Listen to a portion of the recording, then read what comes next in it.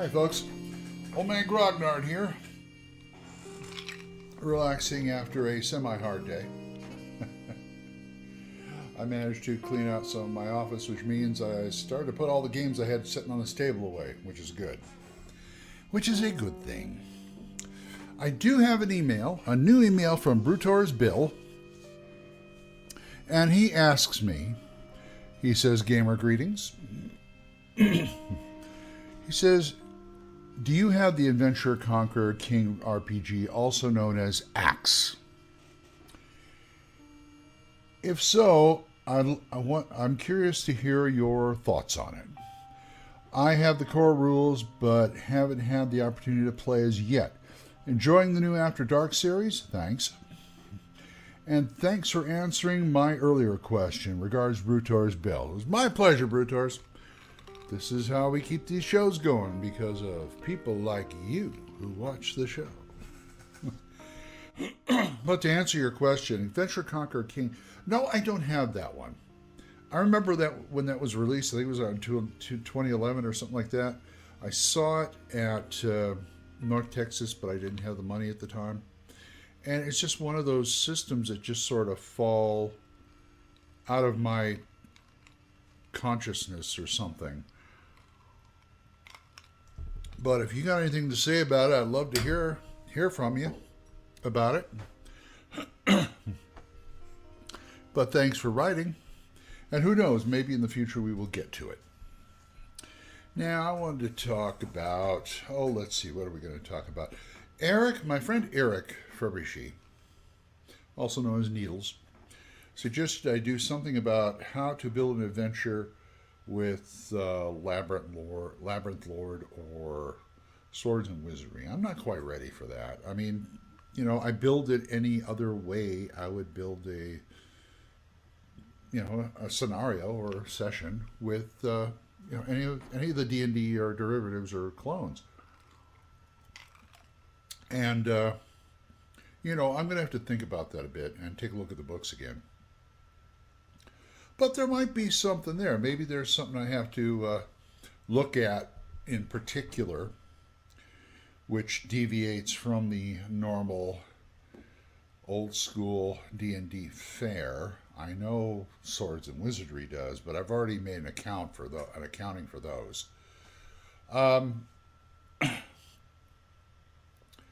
But today I was starting to think of challenge ratings for the D20 game. Now, I know I've had my problems with D20. And I've already went through, most of them.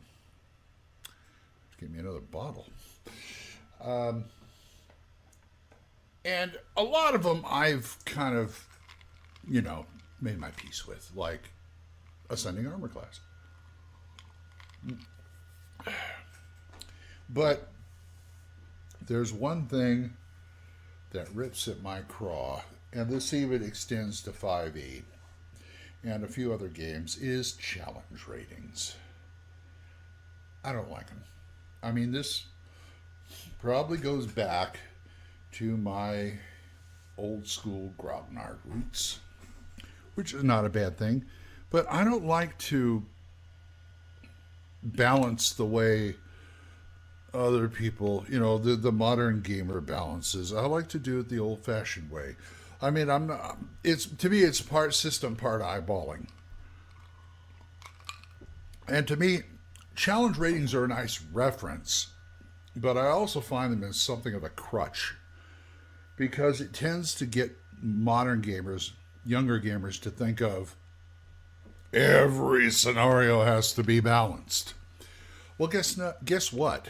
No, they don't. This is how players learn. This is how characters learn to run away and fight another day. Okay, you're saying that's all well and good, but there should be some kind of balance on there. And actually, I kind of agree with that, but I just don't like doing it that way. I don't like to have a challenge rating for every encounter, because for one, it makes it harder to do it on the fly. I just think there's just too much figuring and thought going into the process. I still think that I can somewhat balance an encounter by looking at the combined level of the adventuring party versus the hit dice of the monster or monsters. I mean, Frank and Aaron in the RC kind of had it right. They had an encounter balancing thing going on in there, which I thought was a little too complicated. But they do talk about things like, hit dice versus levels, which is good. And I like the initial idea of special abilities adding to that monster's level to a certain extent. I think they carry it a bit, it's a little too math heavy for me, let me put it that way.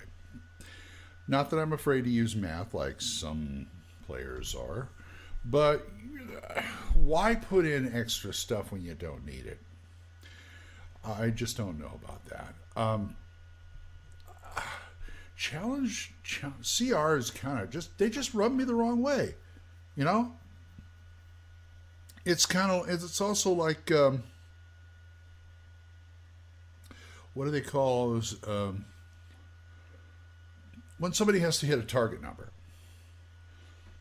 I don't like that, because I'm of the school of, if you're gonna knock a wall down, you're rolling a strength check. And if you've got wimpy strength, you're going to be at minuses. If you got humongous strength, you're going to be at pluses.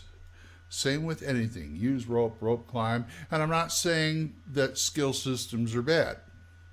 I'm just saying that it comes down to a stat, plus or minus, to me. I don't need to put a target. I don't need a target number in my head for them to roll over. And also, being the lazy dungeon master that I am, it's more work for me. I don't like it. I have to do that in Castles and Crusades, and I try to get away from it as much as possible. Sometimes it's unavoidable, but because they say the average is 10. And then you add a few numbers, and then you decide whether it's hard, easy, or whatever. And I just keep it at 10. I just say, I'm trying to jump over that gorge. 10 plus whatever your thing is. Just roll a d20, add your strength pluses, and there you go. Anything that has to do with a target number or like I said, CRs, just forget it. I just want to do, because I like running fast and loose, and to me that is anti-fast and loose. So there's my 2 cents on that. I'm sure I'm going to hear a lot about it at oldmangrognard@gmail.com. I think I have a Monday game coming up. I don't know if I'm running or playing or whatever. I don't really know what's going on right now. Things are kind of a jumble.